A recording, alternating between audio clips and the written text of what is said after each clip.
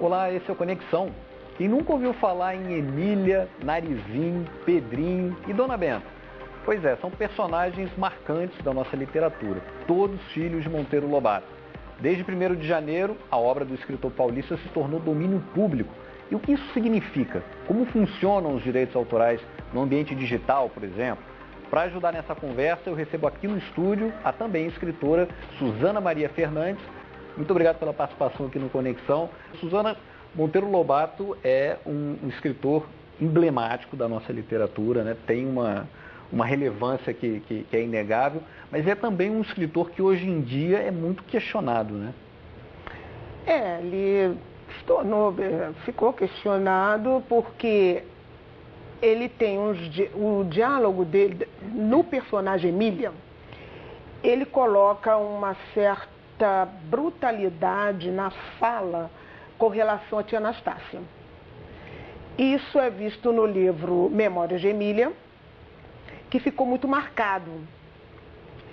Mas temos que pensar, que entender também que ele é um homem do tempo dele. Então hoje ele ficou sendo uma pessoa muito questionável porque ele tem essa questão da eugenia, que é um fato. Ele não escondeu isso, ele tem Vamos na ferida. Ele é visto como uma pessoa de mentalidade racista, seria isso? Ele é visto como uma pessoa de mentalidade racista por conta desse personagem Emília, que é um personagem que não tem censura, fala tudo, e se dirige à tia Anastácia de uma forma muito pejorativa.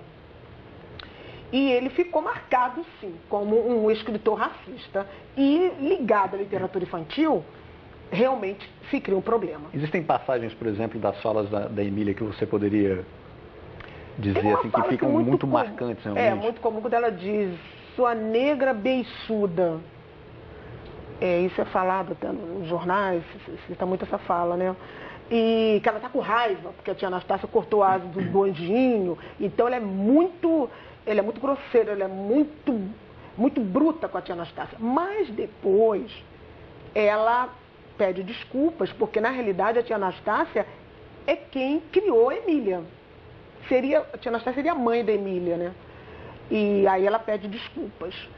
Mas ficou realmente muito marcado na obra dele. Você não imagina um escritor hoje em dia publicando, porque realmente seria um absurdo, né?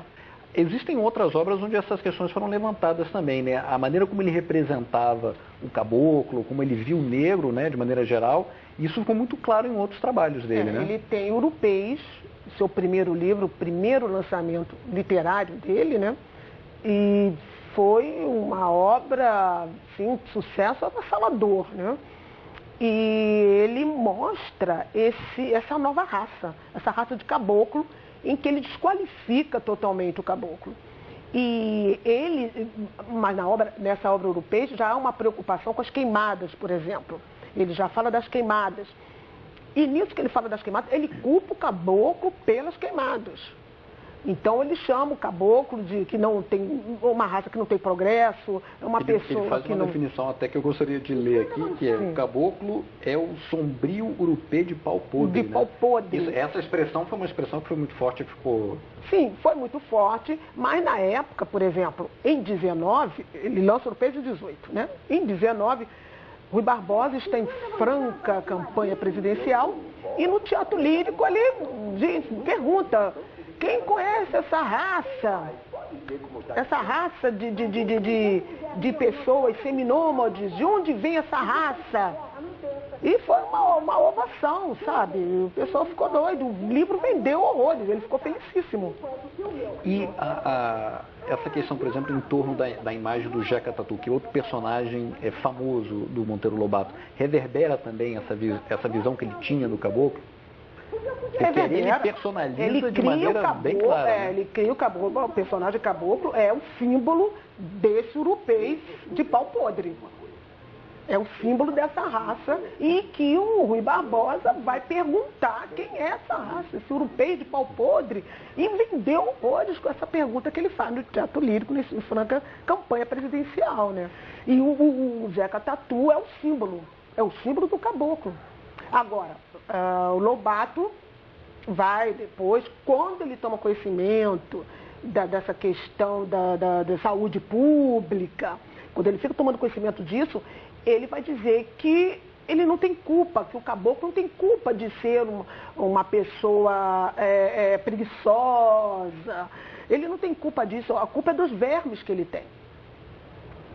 É uma expressão polêmica do que a outra. Mas exatamente, é o que ele vai dizer, entendeu? Ler essa obra, fazendo essa contextualização, seria uma maneira também de entender que esse racismo já existiu e existiu de maneira muito clara na nossa sociedade, existe ainda na nossa sociedade? Eu acho que não deve censurar a obra dele. Uhum. Eu acho que ele foi importantíssimo, concordo com a professora. Ele foi importantíssimo, ele foi um homem que trabalhou muito, ele traduziu muito. Essa obra infantil dele é uma obra monumental e ele fez uma coisa extraordinária. Ele colocou maravilhoso num sítio. Ele traz a mitologia. Então, além de você ler as aventuras do Pedrinho, da Narizinho, você vai conhecer, a criança vai conhecer a mitologia grega. Eu adorava, quando eu era criança, ler os 12 trabalhos de Hércules, por exemplo. Saber do Leão de Nemeia é muito bonito. Esse maravilhoso, esse novo que o Monteiro Lobato traz. E isso tudo sendo possível dentro de um sítio. Você vê que não tem pai nem mãe. Por quê? Porque a casa da avó é aquela casa que tudo pode. Então ele bota a avó para que a criação, para que a imaginação da criança vá à larga. Não tenha barreiras. Então isso é muito importante. Agora, acho que trabalhar a obra do Monteiro Lobato em escola, por exemplo, que tem uma contextualização de época, que o professor, no caso, oriente o aluno ali para entender aquilo que está ali naquela obra. Aquele momento, esse racismo que está posto ali. Entender, então, essa sociedade desse final do segundo reinado. Então, contextualizar, eu acho que seria... E do ponto de vista mercadológico, qual que você acha que foi a inovação? O que o Monteiro Lobato trouxe para o Brasil? Bom, o Monteiro Lobato, ele cria esse mercado editorial. Quando ele cria a editora Monteiro Lobato, ele traz maquinários do exterior e ele cria o parque gráfico, que não tinha. Em 1918, o Brasil tinha 50 livrarias. Ele muda totalmente a visão do que é o livro. O livro passa a ser um produto. Ele vai colocar livros em farmácia. O que era uma inovação para a época. Total inovação. Ele vem feroz. Sabe, o cara, ele dinamizou um mercado que não existia. Ele traz tudo novo. Depois dele, sim, vem as outras editoras, mas ele abriu esse mercado. Ele criou um mercado editorial. Olha, queria agradecer a participação de vocês aqui no estúdio.